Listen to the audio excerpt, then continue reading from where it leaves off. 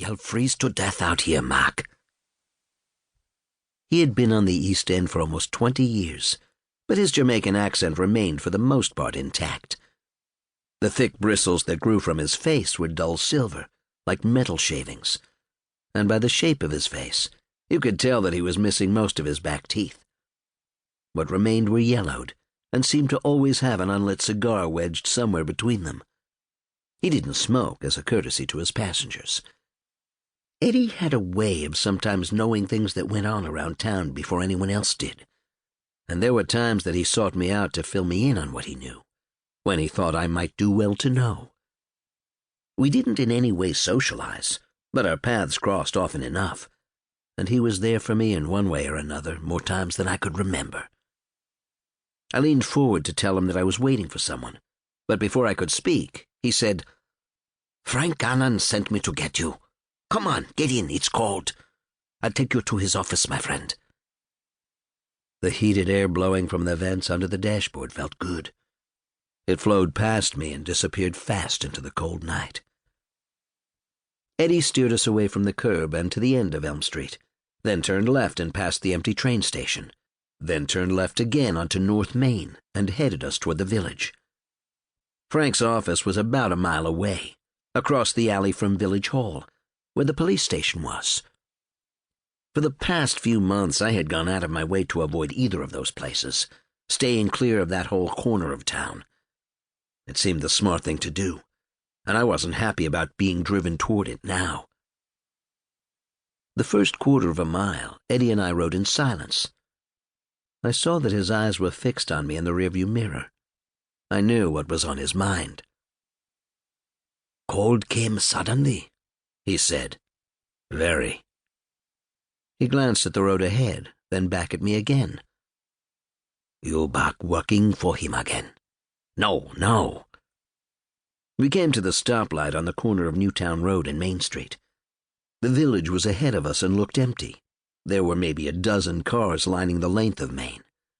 Frank's office was just beyond our sight. We'd be there in less than a minute. The clouds over the village were low, brushing the treetops, flying like phantom ships racing into the east.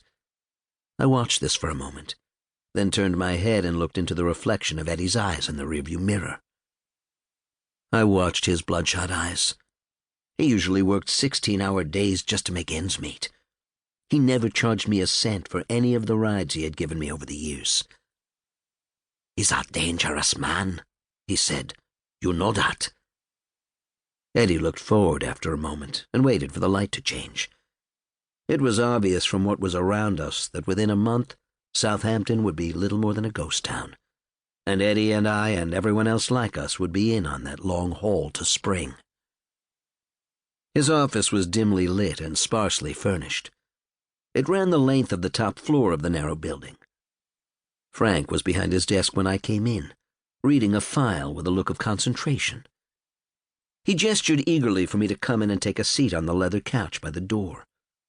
I passed on his offer and stood leaning against the brick wall, my hands deep in my overcoat pockets, my eyes on the bare trees outside the storefront window that overlooked Main Street.